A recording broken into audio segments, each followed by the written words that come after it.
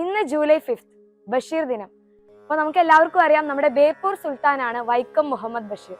അപ്പൊ അദ്ദേഹത്തിന്റെ ഓർമ്മ ദിനമായിട്ടാണ് ജൂലൈ 5 നമ്മൾ എല്ലാവരും സെലിബ്രേറ്റ് ചെയ്യുന്നത്. അപ്പൊ നമുക്ക് കൂടുതൽ വൈക്കം മുഹമ്മദ് ബഷീറിനെ കുറിച്ച് അറിയാം. മലയാളത്തിന്റെ സ്വന്തം ബേപ്പൂർ സുൽത്താൻ, മലയാളത്തിന്റെ പ്രിയ എഴുത്തുകാരൻ. 1908 ജനുവരി 21 കോട്ടയം ജില്ലയിലെ വൈക്കത്ത് ജനിച്ചു.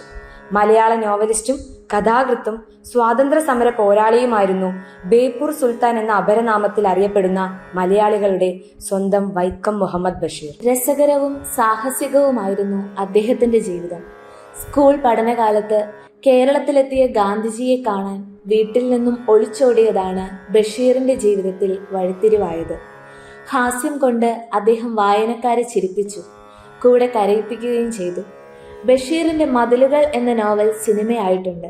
സിനിമയായി തീർന്ന ബഷീറിന്റെ രണ്ടാമത്തെ നോവലാണ് ബാല്യകാലസഖി. സാഹിത്യം, എഴുത്തുകാരനാവുക വലിയ ബുദ്ധിയൊന്നും വേണ്ട, ചുമ്മാ എവിടെയെങ്കിലും കുത്തിയിരുന്ന് എഴുതിയാൽ മതി. അനുഭവങ്ങൾ ഇച്ചിരി പിടിയോളം ഉണ്ടല്ലോ, അങ്ങനെയൊക്കെ കാച്ചിയാൽ മതി. എഴുതി അങ്ങനെ എഴുത്തുകാരനായി. കാലങ്ങൾ കടന്നു പോകുമ്പോഴും സാഹിത്യപ്രേമികളുടെ മനസ്സിൽ മാങ്കോസ്റ്റിൻ മരച്ചുവട്ടിലെ ആ ചാരുകസേരയിൽ ചാരിക്കിടന്ന് ഗ്രാമഫോണിൽ സോജ രാജകുമാരി കേട്ടുറങ്ങുകയാണ് എഴുത്തിന്റെ സുൽത്താൻ. വായനയുടെ വസന്തം ആസ്വാദകനിൽ പാകിയ ബേപ്പൂർ സുൽത്താനെ ഓർക്കാതെ അദ്ദേഹത്തിന്റെ ഒരു ചരമദിനവും കടന്നുപോകില്ല.